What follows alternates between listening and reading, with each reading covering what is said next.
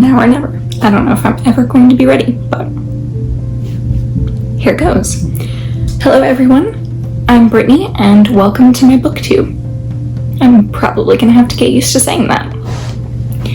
So I started a Bookstagram a few months ago, and it actually became a huge part of my life, and I loved the community and everything, and so I thought, why not? Let's try a booktube too. It's quarantine, I have nothing better to do, let's just do it anyway. So I decided that I was going to do the Booktube Newbie tag. I asked around on Instagram, and I didn't even know this existed, but a few people got back to me and said that this is a thing, and so I'm going to be doing that. I'll link where I got it from the Booktube fandom wiki page, because this list has kind of been collected by many booktubers over the years. So I don't know exactly who in particular to credit these questions to, but I will link that down in the description down below in case any of you want to know what questions I'm answering, or if you want to do the newbie tag too if you start a booktube. So the first question on the Booktube newbie tag is, why did you start this channel? And so when I first started my Bookstagram, because I feel like this is kind of where everything starts, I started my Bookstagram because I had just recently kind of gotten back into reading, and I wanted to kind of keep myself on track, and I feel like my Bookstagram kind of gave me all of my followers to kind of make sure that I was reading. It kind of kept me accountable, and so that's one of the things that I really loved about Bookstagram. And of course I also love taking pictures of books that are pretty. That's fun too, and the community is absolutely amazing. So I just wanted to kind of be held accountable and really make sure that I was reading again, because reading is something that I absolutely love, and I couldn't do it for a while. I was recently diagnosed with chronic migraine, and so I couldn't focus on anything for like more than 5 minutes because I would get a headache. And so I think that after finally getting kind of treatment for that, I was able to sit down and read a whole book again, and that was just, it blew my mind. So that's kind of why I started Bookstagram, and also a bit why I started Booktube. So on my Instagram, I've already kind of done a few unboxing videos and things like that, but I thought that I wanted to kind of be more involved in the Bookstagram and Booktube and just like book community, the book social media community, because IGTV can only post 15 minutes long, and sometimes I just want to like talk and do a Q&A or whatever.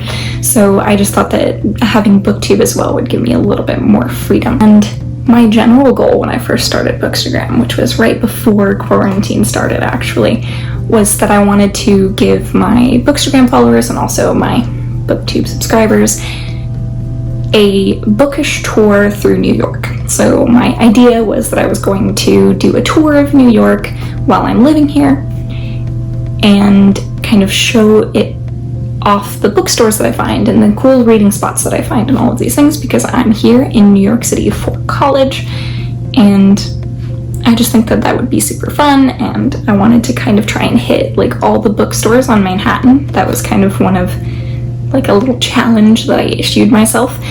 So I thought that it'd be really cool to bring some of you along so that you can find some cool bookstores that either you can visit if you live in the city, or if you ever come to visit the city, then you can choose a bookstore that you really want to visit and support small bookstores, especially now when Amazon is taking over.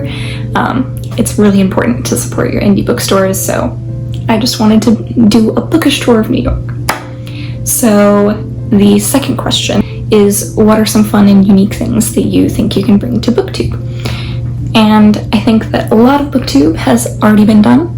Readathons, reviews, all those things can be found elsewhere as well.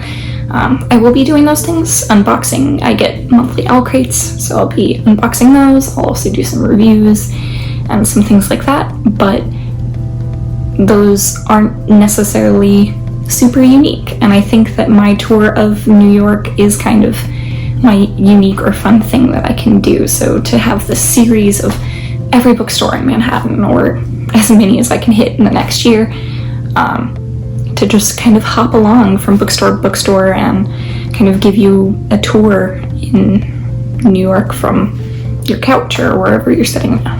What am I most excited for?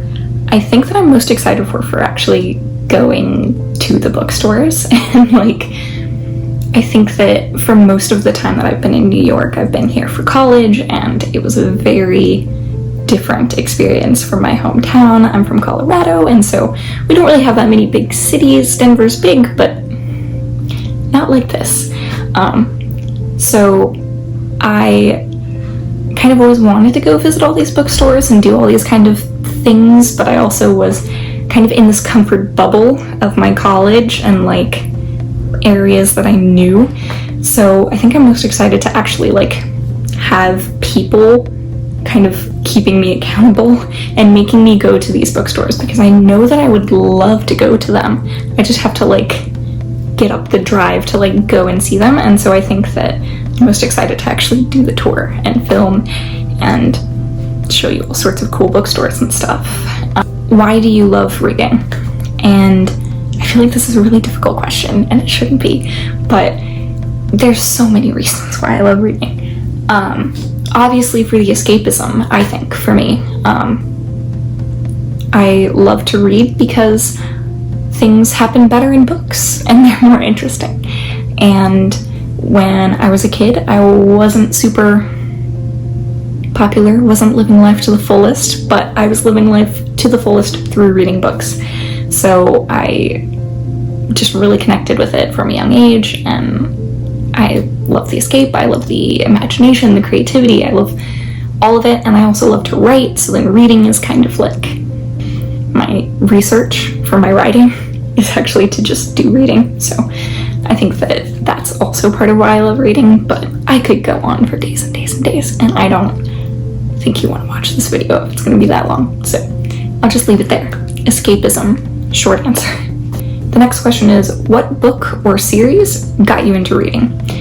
And so I feel like I have the most boring answer to this question, because of course it was Harry Potter, like probably millions and millions and millions of other children. And I'm sure many of you also feel this way about Harry Potter. But, you know, the movies were coming out right as I was a kid, and so I kind of was like, oh, this movie's coming out, I should read the book, and so I read the books first, as you should. So I read the books in, I think, 2nd grade, and that was the book series that really got me. But of course there were so many other book series I was interested in. I was very interested in like Magic Treehouse and stuff when I was a little kid, because I loved doing research.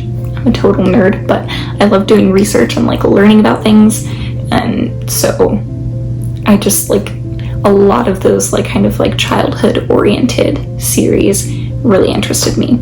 But yeah, boring answer, Harry Potter. What questions would you ask your favorite booktubers? So most of my favorite booktubers have obviously already done the newbie tag, because they're not new anymore, and they do Q&As all the time, and they do all sorts of things, so I know most of their favorite books and things like that. So I think probably what I would want to ask them is about their booktube journey, really, because I feel like obviously a lot of people talk about their favorite books and all of these things, but I'm also just kind of interested in what led them to start their booktube and how they developed it, and did they expect it to be as big of a deal, or to have like a fan or someone who likes their channel just like I like their stuff. I think that it would be really cool to hear about like at what point in their life they started their booktube, and like how they felt about it when they first started, and just questions like that, I guess, about the theory behind booktube. What challenges will be the hardest to overcome on booktube? And I have a few. There's probably quite a few challenges. I think the first is probably to be okay with how a video looks, especially if I'm going to be showing my face in them, like I am for this one. I want to keep it very, like, chill and not super worried about how my makeup looks or whatever. And so I think that'll be kind of difficult.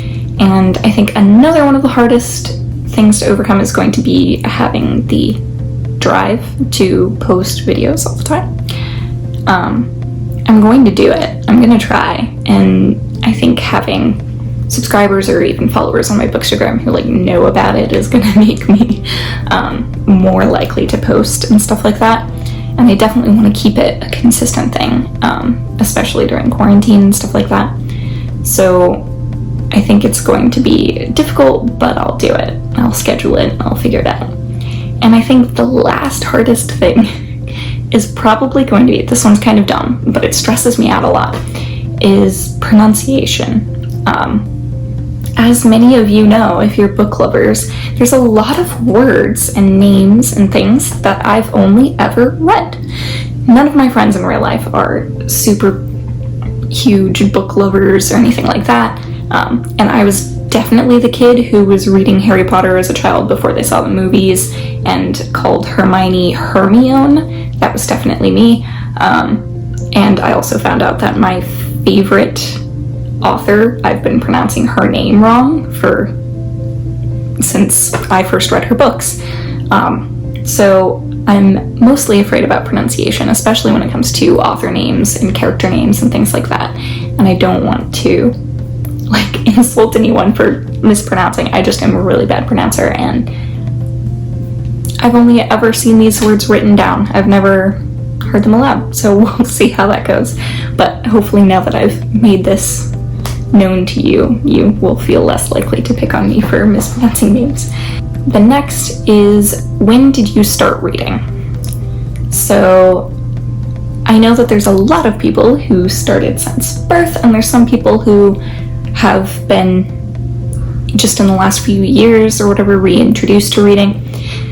But I actually started reading in first grade.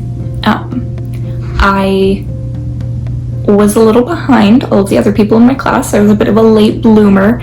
I actually couldn't read until first grade, so I was very behind everyone else. Everyone else could read simple things, but I couldn't read in first grade.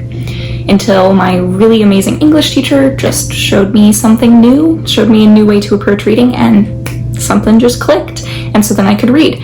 And after, like, literally first grade, I learned to read, and then Harry Potter, boom, second grade, and then boom, third grade was reading Aragon and Lord of the Rings, or The Hobbit, rather.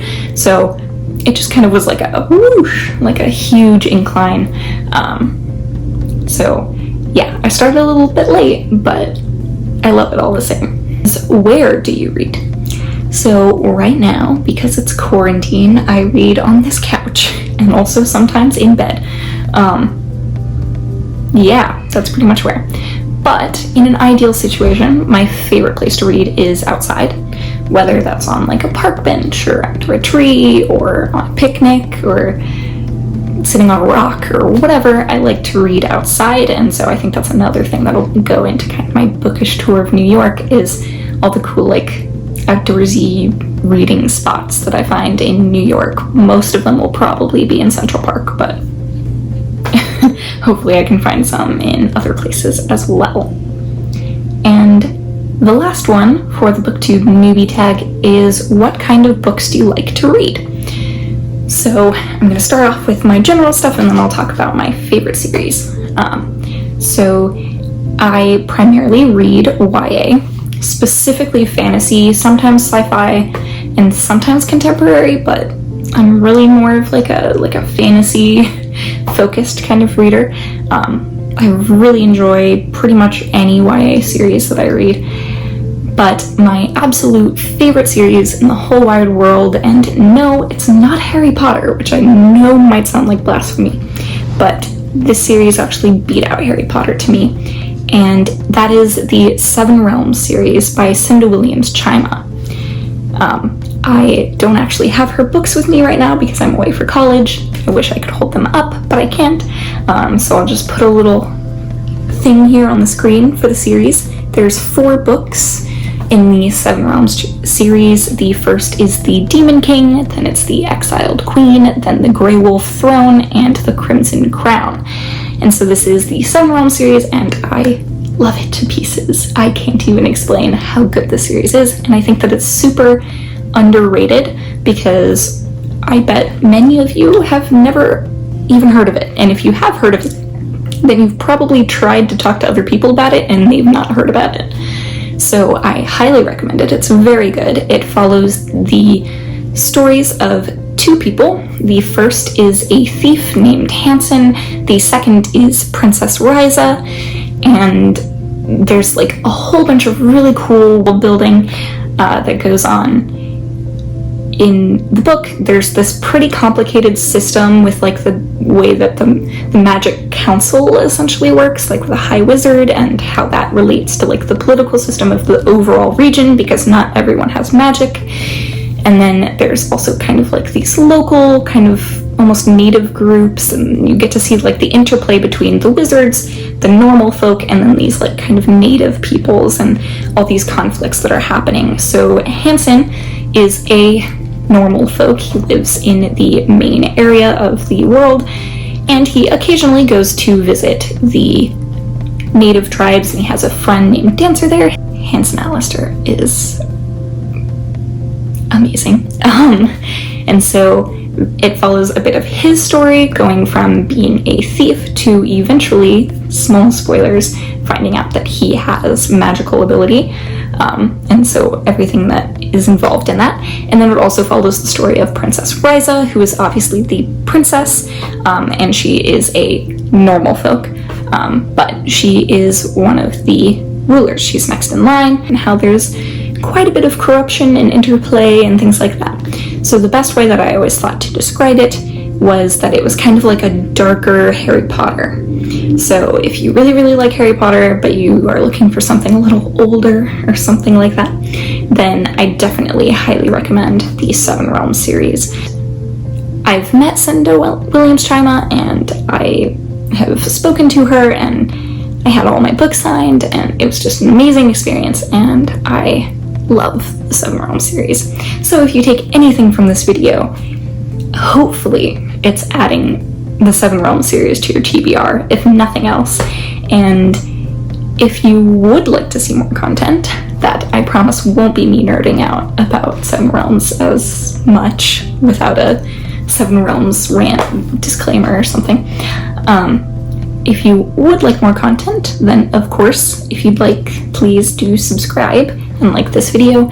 Or if you're looking for just some aesthetic photos to add to your feed, my Bookstagram is at books_in-the-city. There, I'm also going to try and post most of my videos both on Booktube and on IGTV, so you can choose kind of which is your preferred medium to be watching the videos.